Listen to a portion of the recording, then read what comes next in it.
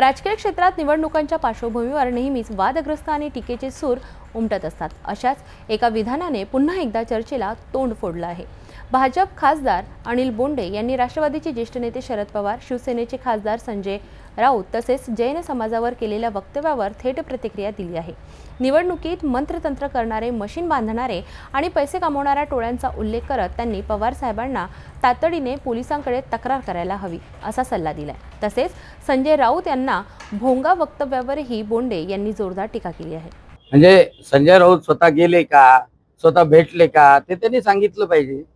आणि निश्चितपणे संजय राऊतनी प्रयत्न केला तर संजय राऊतचा तंतू प्रवेश कुठेही होतो। मागील काही दिवसांपासून जर आपण पाहिलं तर मुंबईमधल्या कबूतर खाण्याचा जो आहे तो विषय वाढत चाललेला आहे। सोबतच आता जैन समाज परंपरेने अहिंसक मानला जातो का, अशा पद्धतीने जर चाकू वगैरे ते लोक काढत असेल तर भाजप भडकवण्याचा प्रयत्न करतो का जैन समाजाला, असं देखील संजय राऊतांनी म्हटलेलं आहे। मला नाही वाटत, कारण की जैन समाज सातत्याने संवेदनशील, त्याचप्रमाणे अतिशय शांतताप्रिय समाज आहे। सर्व प्राण्यांवर प्रेम करणारा समाज आहे आणि त्यामुळे हे चाकू काढणं वगैरे वगैरे प्रकार त्या समाजाकडून कदापि होऊ शकत नाही। कोणी त्यांना भडकवते नाही। आणि मी आतापर्यंत जे जैन समाजाचे धर्मगुरू महाराज लोक त्यांच्या संपर्कात आलो तर त्यांनी शांततेची, कोणती हिंसा न करण्याची शिकवण दिलेली आहे, जी भगवान महावीरांनी दिली आणि त्यामध्ये काही अर्थ आहे असं मला वाटत।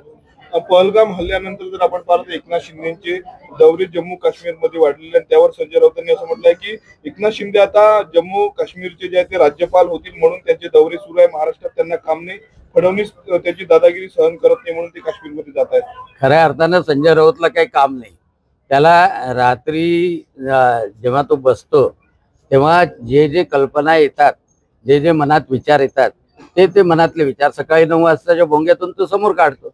त्याच्यावर तुम्ही लोक ते पसरवता आणि त्याच्यावर चर्चा करता आणि त्याच्यामुळं रात्रीचे इफेक्ट ते सकाळी 9 वाजता दिसतात। संजय राऊताला रात्री जे सुचतं भरल्यानंतर आणि त्याच्यानंतर ते सकाळी तो बोलतो आणि त्याच्यामुळे तुम्ही का महत्व देता 9 वाजताच्या भोंग्याला, मला हे कळत।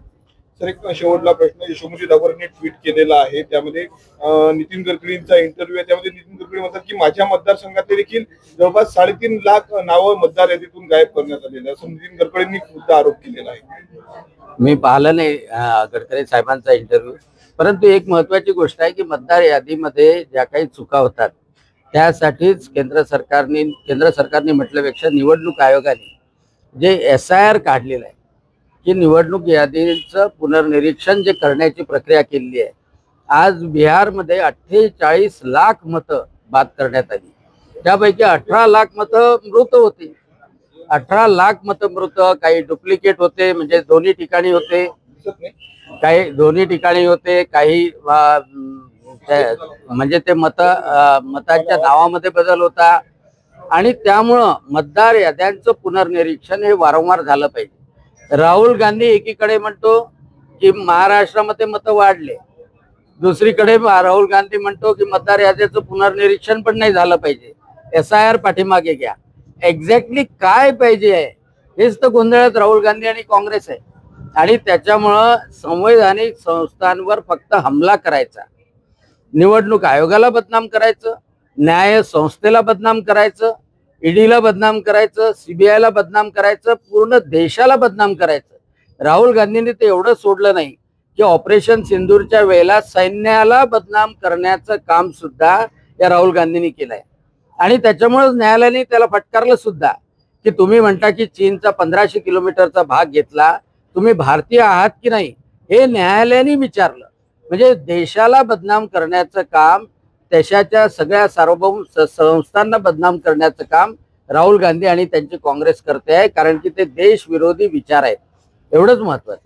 अनिल बोंडे यांची ही प्रतिक्रिया राजकीय वर्तुळात नवीन वादाला तोंड फोडणारी ठरली आहे। यात त्यांनी पवारांपासून राऊतांपर्यंत आणि संवेदनशील जैन समाजापासून मतदार यादीपर्यंत अनेक विषयांवर थेट, स्पष्ट आणि उपरोधिक भाषेत आपलं मत मांडलं आहे। आता यावर विरोधी पक्षांची प्रतिक्रिया काय असेल हे पाहणं उत्सुकतेचं ठरेल।